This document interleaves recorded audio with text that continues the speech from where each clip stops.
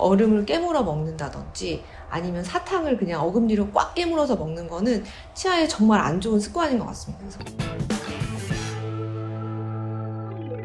안녕하세요.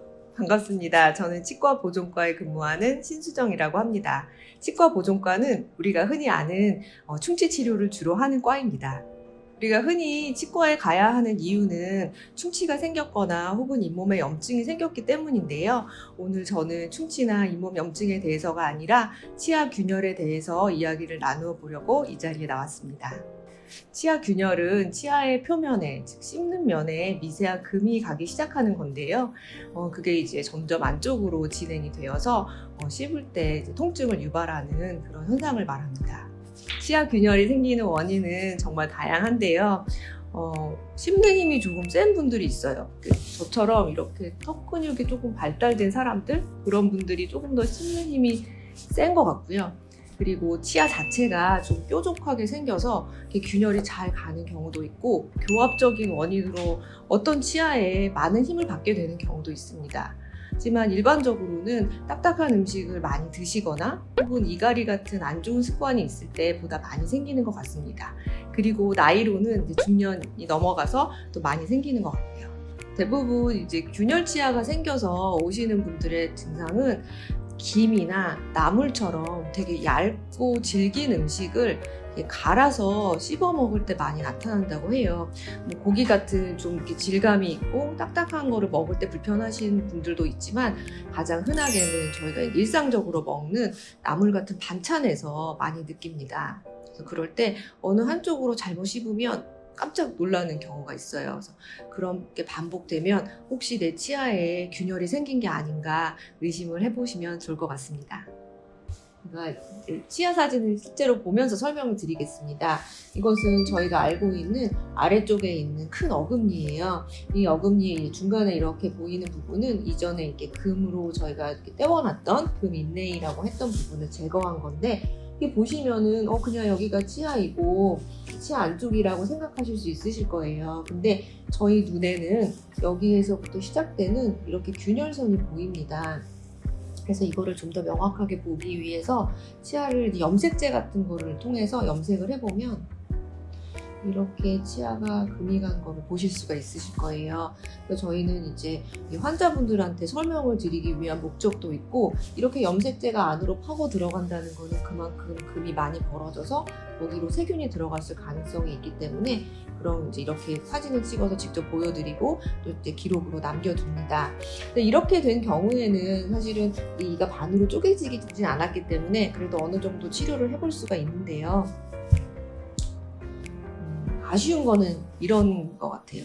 이렇게 이제 잘 모르고 있다가 맨 안쪽에 어금니가 어느 날 좀 씹을 때 불편하다가 뭘 잘못 씹었더니 덜렁덜렁한 느낌이 들어서 이제 오신 분인데, 이미 치아가 반으로 쪼개져 있고 저희가 이렇게 치아를 움직여 보면 이렇게 반으로 벌어지고 되거든요. 그래서 이런 경우에는 이 치아 두 개를 다시 두 쪽을 붙일 수가 없기 때문에 바로 이제 이를 뽑고 발치를 하시고 또 다른 치료를 받으셔야 됩니다. 많은 환자분들께서 균열 치아는 결국에 이렇게 이를 뒤집어 씌우거나 거기를 부분적으로 수복하는 방법밖에 없냐고 많이들 질문을 하세요. 이거 다시 붙여주면 안 되냐. 저희가 이제 흔히들 뼈가 다치면은 이제 금이 가거나 부러지거나 하면은 이렇게 고정을 해놓으면 몇 주가 지나면은 다시 이제 뼈가 붙어가지고 단단히 붙잖아요. 뼈세포는 사람의 평생 동안 뼈를 생성할 수가 있어서 그런 치료가 가능하지만, 아쉽게도 치아는 저희 초등학교 때 이제 보통 치아들이 나는데 한번 금이 가면 그 표면에 치아를 다시 붙일 수 있는 그런 물질을 만들 수가 없습니다. 그렇기 때문에 저희가 인공적으로 좀 이제 그 치아를 둘러싸서 더 이상 금이 가지 않도록 그렇게 예방을 하는 방법밖에는 현재는 없는 것으로 알고 있습니다. 치아 균열을 예방하기 위해서는 치아를 안 쓰면 되는데요. 그거는 현실적으로 불가능한 얘기고요. 또 좋아하는 음식도 못 먹고 그렇게 사는 거는 사실 저는 아닌 것 같아요. 그래서 요즘에는 좋아하시는 음식을 다 드시되 일단은 너무 딱딱한 거는 이제 빈도도 좀 줄이시고 그다음에 좀 조심해서 드시라고 말씀을 드려요.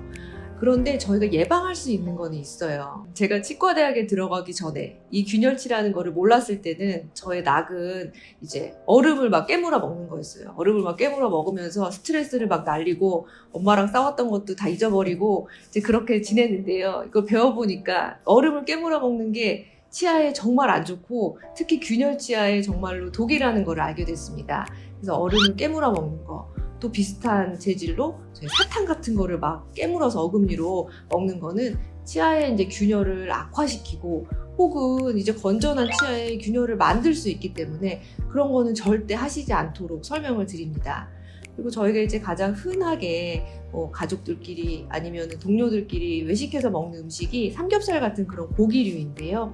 거기 자세히 보시면 작은 뼈들이 있어요. 근데 그거를 무심코 씹다가 또 어금니 잘못 씹어가지고 균열이 생길 수 있기 때문에 이 고기 같은 거 드실 때도 그런 뼈를 씹지 않도록 하는 게 되게 중요하고요. 참고로 저는 그래서 삼겹살 먹을 때 뼈는 반드시 발라서 먹습니다.